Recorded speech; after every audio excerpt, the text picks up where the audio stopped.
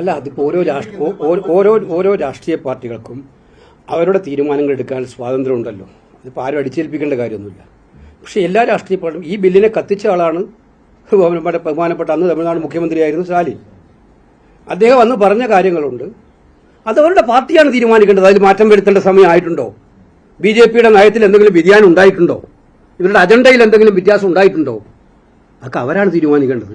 പക്ഷെ ഞങ്ങളെ സംബന്ധിച്ചോളം ഞങ്ങൾ വളരെ കോൺഫിഡന്റ് ആണ്, ഈ ബില്ല് പാസ്സാക്കാൻ അനുവദിക്കില്ല. ഈ രാജ്യസഭയിലടക്കം ഇന്നലെ ഉണ്ടായതെന്ന് വെച്ചാൽ പ്രതിപക്ഷം പ്രതിഷേധിക്കുമ്പോൾ ഭയങ്കരമായിട്ട് അധ്യക്ഷൻ ഇടപെടുന്ന ഒരു സാഹചര്യമുണ്ട്. അതെ. ഇപ്പൊ രാജ്യസഭയിൽ ഇന്നലെ ലോക്സഭയിൽ നിങ്ങൾ കണ്ടില്ലേ, കിരൺ റിജ്ജു അനാവശ്യമായിട്ട് 4-5 പ്രാവശ്യം എന്റെ പേര് വലിച്ചയച്ചു. സാധാരണഗതിയിൽ ഒരു മെമ്പറുടെ മറ്റൊരു മെമ്പറുടെ പേരെടുത്താൽ ആ മെമ്പർക്ക് എക്സ്പ്ലനേഷൻ കൊടുക്കേണ്ട അവകാശം സഭാ കീഴ്വഴക്കങ്ങളുടെ ഭാഗമാണ്. അത് ഏത് സഭയിലായാലും അങ്ങനെ തന്നെ. ഇപ്പൊ മറ്റൊരു മെമ്പറുടെ പേര് അത് മന്ത്രിയാണ് എടുത്തിരിക്കുന്നു. അതെനിക്ക് അവസരം തന്നില്ല ചോദിച്ചപ്പോൾ. ആ അവസരം തരാതെ ചെയറും എന്താ ചെയ്യുന്നത്? ആ റൂളിങ്ങനെ ശക്തിപ്പെടുത്തുന്ന രീതി പറയുക. ഇത് ഈ പാർലമെന്റ് എന്ന് പറയുന്നത് എല്ലാ ശബ്ദങ്ങളും ഉണ്ടാവേണ്ട പാർലമെന്റ് അല്ലേ? അതനുവദിക്കില്ല. മൈക്ക് എന്ന് പറയുന്നത് ഭരണപക്ഷത്തിന് വേണ്ടി മാത്രമാക്കിയിരിക്കുകയാണ്.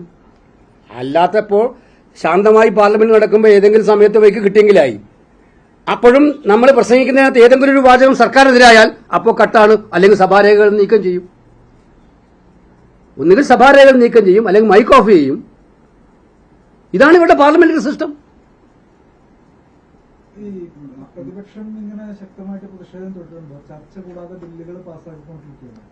അല്ല, അതിന് തിരിച്ച് നിങ്ങൾ എന്താ ഉദ്ദേശിക്കുന്നത്? ഞങ്ങളൊന്നും ബില്ലെന്തായാലും പാസ്സാക്കാൻ അവർക്ക് ഭൂരിപക്ഷം ഉണ്ടല്ലോ. സാധാരണ ബില്ലുകൾ പാസ്സാക്കാൻ ഭൂരിപക്ഷം അവർക്കുണ്ട്. അവരുടെ മെമ്പർമാരാണ് കൂടുതൽ സമയം എടുക്കുന്നത്. നമ്മുടെ മെമ്പർമാരുടെ കാര്യം ഞാൻ പറഞ്ഞത്. സംസാരിച്ചിട്ട് മറ്റെന്തെങ്കിലും വിഷയം സംസാരിച്ചാൽ അപ്പം അത് മൈക്കും ഉണ്ടാവില്ല, അല്ലെങ്കിൽ രേഖയിലും ഉണ്ടാവില്ല. അപ്പോൾ ഞങ്ങളെ സംബന്ധിച്ചിടത്തോളം ഈ പ്രതിഷേധം കൃത്യമായിട്ടും, പിന്നെ നിങ്ങൾ അത് പറയുമ്പോൾ ഓർമ്മയുണ്ടല്ലോ, ഇന്ത്യയുടെ ആഭ്യന്തരമന്ത്രിമാരുടെ ചരിത്രത്തിൽ ഇങ്ങനെയുള്ള ഗതികൾ മറ്റൊരു മന്ത്രിക്ക് ഉണ്ടായിട്ടുണ്ടോ? സഭയിൽ വരാൻ പറ്റാത്തൊരവസ്ഥ. അദ്ദേഹമല്ലേ എല്ലാ ബില്ലുകളുടെയും. അപ്പം ഈ കുട്ടികളുടെ ബില്ല് തന്നെ പിന്നെ നമ്മുടെ അല്ലല്ല നമ്മുടെ പിന്നെ വിദ്യാർത്ഥികളെ പരീക്ഷ ബില്ല് തന്നെ. സാധാരണ ഇത്തരം ബില്ലുകൾ വന്നാൽ അമിത്ഷാ വന്നിരുന്ന് അവിടെ ഇരുന്ന് അദ്ദേഹം ഡയറക്റ്റ് ചെയ്യുന്ന ആൾ പ്രസംഗിക്കും, ഞങ്ങളാരെങ്കിലും പ്രസംഗിക്കുമ്പോൾ അദ്ദേഹം ഇടപെടും. അദ്ദേഹം ആ ഭാഗത്തേക്ക് വന്നില്ല. അന്നും ജനനമരണ രജിസ്ട്രാർ, ജുഡീഷ്യറി ബില്ല്, ഇത് രണ്ടും അദ്ദേഹത്തിന് പൈലറ്റ് ചെയ്യാൻ വേണ്ടി അദ്ദേഹത്തിന്റെ പേരിലല്ലേ നോട്ടീസ് വെച്ചിരിക്കുന്നത്. അദ്ദേഹം വന്നില്ലല്ലോ. വരുന്നില്ല.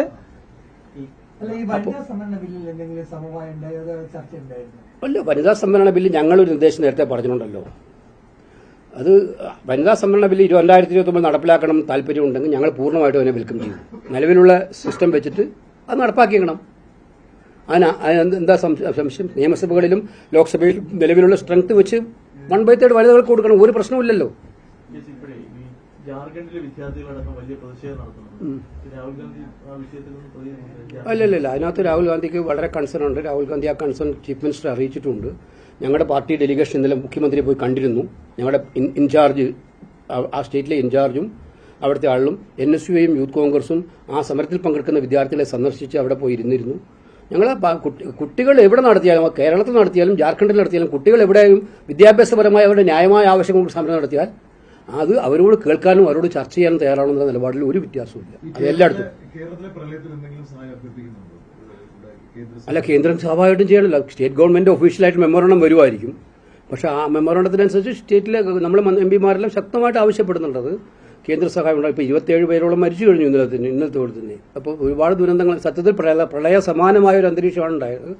കേന്ദ്ര സഹായം നിർബന്ധമായിട്ടും ഉണ്ടാവണമല്ലോ അതിനകത്ത്. സംസ്ഥാന സർക്കാരിന്റെ പ്രവർത്തനങ്ങൾ ശരിയല്ല എന്ന വിമർശനം പൊതുവിലാണ്. അല്ല, അതിപ്പം പറയാനല്ല ഇത് കേന്ദ്രത്തിൽ പ്രത്യേക സമ്മേളനം വിളിക്കാൻ അങ്ങനെ ഒരു നിർദ്ദേശം ആരാത് തന്നതെന്ന് എനിക്കറിയില്ല. പല മീഡിയകളും റിപ്പോർട്ട് ചെയ്തു, പലരും എന്നോട് ചോദിച്ചു. ആ ഡേറ്റ് തന്നെ തെറ്റല്ലേ? 16, 17, 18 16 ഞായറാഴ്ചയല്ലേ സഭ കൂടുക? അല്ല, അത് ഇന്നലെ പാർലമെന്ററി അഫയേഴ്സ് മിനിസ്റ്റർ തന്നെ നിഷേധിച്ചല്ലോ. ഞങ്ങളുടെ മുമ്പിൽ അങ്ങനെ ഒരു ചർച്ചയൊന്നും ഉണ്ടായിട്ടില്ല. അല്ലല്ല, ദൈവം സഹായിച്ച് ഞാനിപ്പോ ദേശീയ വിഷയങ്ങളിൽ ശക്തമായിട്ടുള്ള പ്രതികരണം നടത്തുകയാണ്. അപ്പോൾ അതൊക്കെ ഈ ബാലിശമായിട്ടുള്ള ആരോപണങ്ങളൊന്നും ഞാൻ ഉദ്ദേശിക്കുന്നില്ല. ആരോപണം ഉന്നയിക്കാൻ പ്രതിപക്ഷത്തിന്റെ ശൈലിയാണ് ഇപ്പോൾ അവിടെ കേരളത്തിൽ. അതിലൊക്കെ ഒന്നും ഞാൻ ഇടപെടാൻ മുഖ്യമന്ത്രി കുറച്ചുകൂടെ ശൈലിയിലൊന്നും ഇതാവട്ടെ. ഞാൻ മുഖ്യമന്ത്രിയുടെ ശൈലി പറയുന്നത് ആരാ? പഴയ മുഖ്യമന്ത്രിയല്ലേ. ഞാനിപ്പോ ഒരു കാലത്ത് PM ശ്രീ ഉദാഹരണത്തിന് ഞാൻ കേട്ടു മുഖ്യമന്ത്രി ഇങ്ങനെ കോൺഗ്രസിനെ കടന്നാക്രമിക്കുന്നത്. കോൺഗ്രസ് ആരാണ് ഇത് ഡൈലൂട്ട് ചെയ്തത്? CPI മന്ത്രിമാരെ പോലും അറിയാതെ ഇവിടെ വന്ന് കരാറിൽ ഒപ്പിട്ടത് ആരാണ്? എന്നിട്ട് പറഞ്ഞതെന്താണ്? 2000 കോടി നഷ്ടപ്പെടുന്നു. ഞാൻ അതിന്റെ കണക്കെടുത്തു കഴിഞ്ഞ ദിവസം. മധ്യപ്രദേശിൽ പോലും കിട്ടിയത് കഴിഞ്ഞ 5 കൊല്ലം കൂടി കൂട്ടിയത് എത്ര അറിയോ? 700 കോടിയുടെ അടുത്ത്. കർണാടകം നമ്മൾ ഭരിക്കുന്ന സ്റ്റേറ്റാണ്. അവിടെ ചോദിച്ചപ്പോൾ 3 കൊല്ലം കൊണ്ട് കിട്ടിയത് 238 കോടി. ഇതിനെയാണ് പർവ്വതീകരിച്ച് ആയിരക്കണക്കിന് കോടി നഷ്ടം വരാൻ വേണ്ടി പോവാണ്. ഈ ഒരു കാര്യം മനസ്സിലാക്കിയോ? ഇവരുടെ വിദ്യാഭ്യാസ അജണ്ടകളെല്ലാം കാവ്യവൽക്കരിക്കാൻ വേണ്ടിയുള്ള അജണ്ടയാണ്. ആ കാവ്യവൽക്കരിക്കാനുള്ള അജണ്ടകളെ നിന്നുകൊടുക്കാൻ എന്തുകൊണ്ട് പിണറായിയും തയ്യാറായി? ഞങ്ങളെ സംബന്ധിച്ച് ഞങ്ങളുടെ വാസ്റ്റാൻ വളരെ ക്ലിയർ ആണ് ആ കാര്യത്തിൽ. നരേന്ദ്രമോദിയുടെ കാവ്യവൽക്കരണ അജണ്ടക്ക് ഇത് ഇന്ത്യാതലത്തിൽ നടക്കുന്ന പ്രക്ഷോഭം അതിന്റെ ഭാഗമായിട്ട് തന്നെയാണ്. വെറും കേവലം ഒരു പ്രശ്നത്തിന് പുറത്തല്ല, എഡ്യൂക്കേഷൻ സിസ്റ്റം ഹൈജാക്ക് ചെയ്ത് എഡ്യൂക്കേഷൻ സിസ്റ്റത്തെ നിർവീര്യമാക്കുന്ന മോദി ഗവൺമെന്റിനെതിരായിട്ടാണ് ദേശീയ തലത്തിൽ പോരാട്ടം. വലിയ പ്രശ്നം ഉണ്ടാവുന്ന അവിടെ CM ഒക്കെ പറഞ്ഞെങ്കിലും പക്ഷേ കേന്ദ്രം പറഞ്ഞ ഒരു പ്രശ്നവും ഇതിന്റെ ഫണ്ട് കിട്ടുകയെന്നുള്ളത് മാത്രമാണ്. അല്ല, അതിന്റെ അപ്പോൾ സബ് കമ്മിറ്റി വെച്ചിട്ടുണ്ട്. ആ സബ് കമ്മിറ്റി റിപ്പോർട്ട് കൊടുത്തതനുസരിച്ച് ഗവൺമെന്റ് തീരുമാനം എടുക്കുമായിരിക്കും. കോൺഗ്രസിന് അക്കാര്യത്തിൽ വ്യക്തമായ നിലപാടുണ്ട്, UDF-നും ഉണ്ട് അക്കാര്യത്തിൽ. പക്ഷെ ഞാൻ പറഞ്ഞു വരുന്ന പോയിന്റ്, മുഖ്യമന്ത്രി പിണറായി വിജയൻ ഇതിനെ ആക്രമിക്കുന്നതിന്റെ തമാശയാണ് ഞാനിതിന്റെ പറഞ്ഞു വരുന്നത്. അദ്ദേഹമാണ് ഇതിന്റെ ഉപജ്ഞാതാവ് തന്നെ ഇപ്പൊ വന്നിട്ട് ഞങ്ങളെ കുറ്റം പറയാൻ ഇറങ്ങിയിരിക്കുക.